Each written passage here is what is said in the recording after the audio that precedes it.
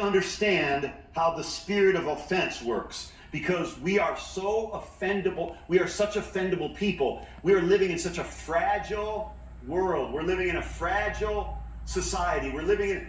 have you noticed how politically correct our world has to be? And nobody can ever say anything that's offensive. You can't, a black person can't say anything about a white person can't say anything about black. And I'm not saying we should be offensive. What I'm saying is we stumble over ourselves because we're trying so hard to make sure we never say anything wrong that's taken the wrong way, because people are so easily offended. If we weren't so easily offended, we could just be free to talk from our heart, and then if we're not offended, then we can come to one another and say, I know you were speaking freely from your heart, but that, when you say that, it lands on people the wrong way, and I'm not offended by it because I heard my pastor talk about how to overcome the spirit of offense, and so I'm not offended by it, but I just want to bring it to your attention in case there are people that are more sensitive than I am about the situation. But we have become way too sensitive in life about everything people say about us, and everything people say about our mama, and everything people say about our grandmama, and we might not even have a grandmama, but we're still offended by what they say. And we're offended by what people say about our dogs, and we don't even have a dog. We get so offended in life because we're touchy, we're fretful, we're resentful. And isn't it interesting that 1 Corinthians chapter 13, verse 4 through 8 says love, in the Amplified Bible, love is not touchy, fretful, or resentful.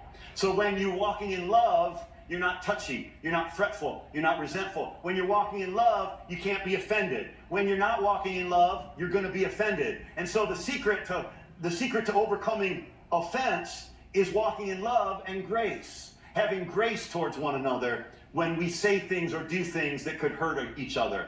Having grace, having mercy. We're so sensitive to how people treat us and so insensitive to how we treat them. And we need to reverse that. We need to become people that are insensitive to how people treat us, but very sensitive about how we treat them. If you can get that right, you're going to win in life, man. You're going to win every day of the week and twice on Sunday. Listen, it is time for us to overcome the spirit of offense.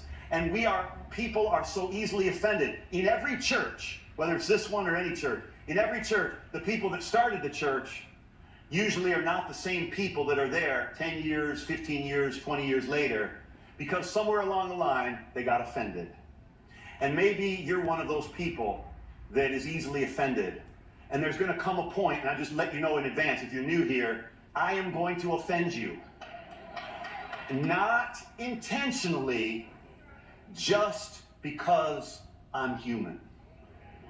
And all I'm asking you to do is when the opportunity for you to be offended comes, and it has come to all of us, but it will come again, and it will come from surprising places.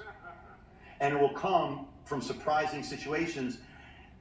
You got to make a decision now in advance that if I am offended and when I'm offended, I'm going to make the choice to forgive, to overlook it, to love, because love covers a multitude of sins, and I'm going to stay with it, and I'm going to stay with that dude because he stayed with me in my midnight hour, and he stayed with me when I was going through my trial, and he stayed with me when I lost my husband, and he stayed with me when I went through cancer, and he stayed with me when I was broke, and he stayed with me when I didn't know what to do, and he stayed with me when I was on drugs, and he stayed with me. That's what Jesus has done for you, and if by some act of God's grace that I have stuck with you in your tough time, stick with me in mine.